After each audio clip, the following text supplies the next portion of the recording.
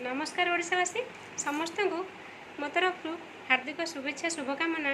पवित्र रथयात्रा आसतु श्री जगन्नाथ गोटे अनुभूति आम शुणी नवा यही रथयात्रा उपलक्षे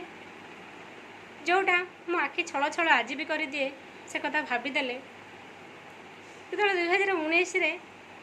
कोरोना आरंभ है 2 वर्ष कोरोना सबुआड़े रथयात्रा बंद केवल पुरी रे रथ टणा होता बिना भक्तरे मो शाशुघर माउसी माँ मंदिर आम गाँव जो रथ हुए 9 दिन धरिक प्रभु आसिक आम घरे रुहति से 2 वर्ष आसी नथिले मनटा भारी दुख होता है जिते शुणिले 2022 रे पुणी रथ आरंभ हम मत भारी खुशी लगी से प्रभु गोटे लेखा लिखी प्रभु लेखाटी मु फेसबुक रे पोस्ट करी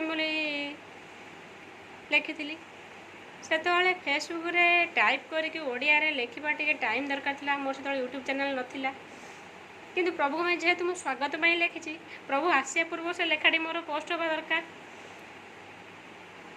संध्या 5टा है मोर टे कम जो मु लेखाटा टाइप कर पारे भाविली बोधे प्रभु आसीजे मुझे लेखाटा पोस्ट कर पारे किंतु से दिन प्रभु संध्या 5टा भितर आसिक आम घरे पहुँचा कथा से दिन संध्या 7टा होगला 7टा होगला 5:30 है तथापि मु लेखाटा पोस्ट करेनि जमी प्रभु क्या देवदूत भली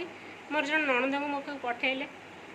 से नणंद मत आस हठात पचार भाउज आ कविता लिखुना कि मु कहली हाँ लिखुची बेले बेले मु कहली हेटू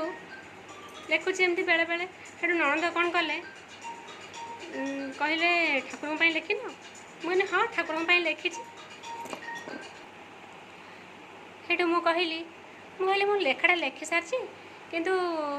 टाइप करने समय दरकार मत समय ना हो पारानी मुझे लेखाटा पोस्ट कर पारनी कहले भाउज मत दियो मु टाइप करदेवी मुझे मो भातटा गालुची आमती करें मुझे हाँ मुझे गाँची तुम टाइप कर से सांगे सांगे मु भात गालु था लेखाटा गाइली नणंद मोर टाइप कले आउ से दिन रथ गोटे बाड़े लगिगला प्रभुंर आसवा विलंब है मु लेखाटा पोस्ट कर सारे अध घंटे पर प्रभु आसिक आम घरे पहुँचले आ मत एत खुशी लगे जे प्रभु से लेखापी बोधे से दिन डेरी आसते